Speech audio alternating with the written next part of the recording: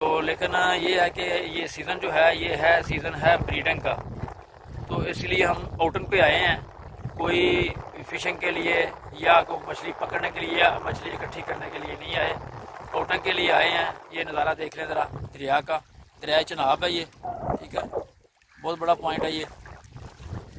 तो ओवरनाइट हमने स्टे भी यहाँ किया, यहाँ फिश भी हमें लगी है। लेकिन चूँकि जब हम शिकार भी खेलते हैं तो उसमें ब्रीडिंग में कुछ मछलियाँ ऐसी भी लग जाती हैं जिनके अंदर अंडे होते हैं। तो वो जो है उनको पकड़ना, उनको लेके जाना, वो नहायत ही एक गैर मुनासिब बात है, गैर महज़ब बात है। तो मेरी सब शिकारियों से भी यही दरख्वास्त है कि जब भी कभी शिकार में भी आएँ, इस मौसम में भी जा रहे हैं शिकार खेल रहे हैं, तो वो ये कोशिश करें कि जो ब्रीडिंग पे है मछली, जो अंडों वाली है, उसको ना पकड़ें ताकि नस्ल कशी ना हो।